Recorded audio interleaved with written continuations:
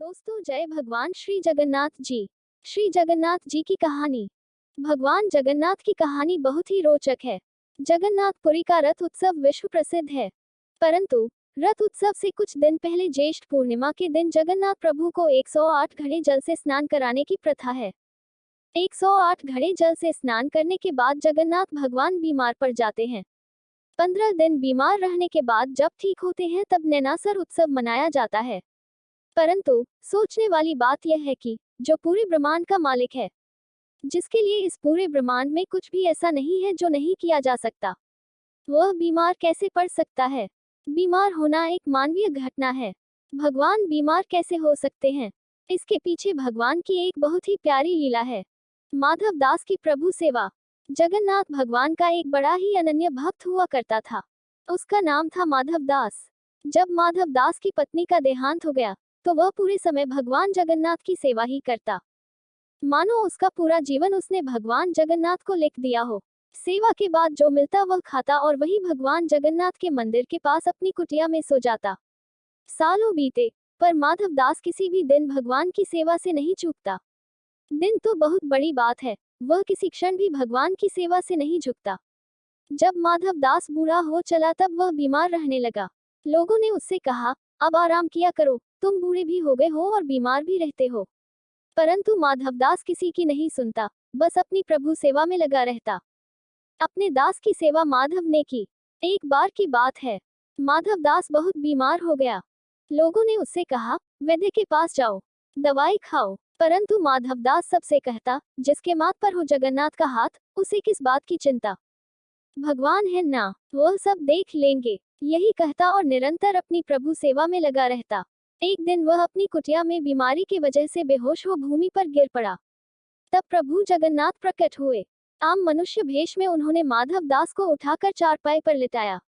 फिर उसके पास रहकर ऐसे माधव दास की सेवा करने लगे मानो एक माँ अपने नवजात शिशु की करती हो। माथे पर पट्टी देकर उसका ज्वार कम करना, उसे काढ़ा पिलाना। माधव दास बहुत ही कमजोर हो गए थे। उसकी सोचने समझने की शक्ति भी बहुत कम हो गई थी। वैकुंठ का सुख। धीरे धीरे जब माधव दास ठीक होने लगे तो एक दिन उन्होंने भगवान को पहचान लिया। पहचानते ही माधव दास प्रभु के सामने हाथ जोड़कर जोर जोर से रोने लगे। रोते हुए कहने लगे, प्रभु आप यह क्या कर रहे हैं? मैं आपका भक्त हूँ, मैं आपका दास हूँ, आप मेरी सेवा क्यों कर रहे हैं प्रभु? अपने भक्त के आंसू भगवान श्री हरि ने पोंछकर उन्हें अपने हृदय से लगा लिया। प्रभु के हृदय में लीन होकर फिर कौन सी आस और लालसा बाकी रह जाती है। माधव दास को जीवित होते हुए इसी धरती पर साक्षात वैकुंठ का अनुभव हो रहा था। प्रभु ने उसकी पीठ को सहलाते हुए उसे चुप कराया। कर्मफल का सिद्धांत। सुबकते हुए माधव दास ने श्री हरि से कहा, हे प्रभु, हे परमानंद, हे परमात्मा, आप तो त्रिलोक के स्वामी हैं, आप ही नारायण हैं, इस पूरे ब्रह्मांड के मालिक हैं। आपकी इच्छा से तो यह बीमारी क्षण भर में नष्ट हो सकती थी, फिर आपने मेरी सेवा करने के स्थान पर मुझे पूर्णतः स्वस्थ क्यों नहीं किया? भगवान ने मुस्कुराकर माधव दास से कहा, हे प्रिय, कर्मों का फल तो भोगना ही पड़ता है। कर्म का चक्र ही नियति है। यदि मैं तुम्हें अभी तुम्हारी पीड़ा से मुक्त कर दूं तो भी आगे चलकर तो तुम्हें यह कष्ट भोगना ही पड़ेगा। संसार में जो भी कर्म होते हैं उसके निश्चित कर्मफल भी होते हैं। सृष्टि ऐसे ही चलती है। भक्तवत्सल प्रभु जगन्नाथ। फिर भगवान कहते हैं, तुम्हारे कर्मों के अनुसार ही मैंने तुम्हारी सेवा की है। तुमने जितनी मेरी सेवा की है उसका कोई मोल नहीं है। भगवान भी भक्त के प्रेम के भूखे होते हैं। एक यही भाव भगवान को सबसे प्रिय है। तुम्हारा प्रेम मेरे लिए सेवा हो सकता है, तो जब तुम्हें सेवा की आवश्यकता है तो मेरा प्रेम भी तुम्हारे लिए सेवा हो सकता है। हे मेरे प्रिय माधव दास, तुम्हारे कर्मों का फल तो अवश्य मिलेगा, पर तुम्हारी भक्ति से मैं इतना प्रसन्न हूँ कि तुम्हारे बचे कष्ट अब मैं अपने ऊपर लेता हूँ। अब मैं तुम्हारी यह पीड़ा यही अंत करता हूँ।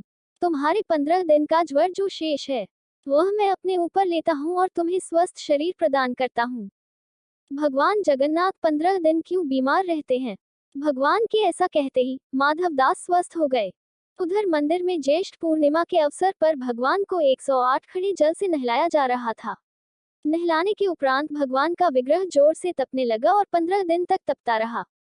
तब से मान्यता है कि जो भी भक्त की पीड़ा प्रभु हरते हैं उन्हीं कारणों से वे 15 दिनों तक बीमार रहते हैं और इसका कलंक 108 घड़े जल को लगता है।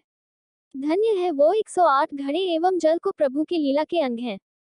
प्रभु की लीला अपरंपार है। दोस्तों, अगली वीडियो देखने के लिए आप चैनल सब्सक्राइब जरूर करें और लाइक करें और कमेंट करें। जय श्री राधा महारानी जी।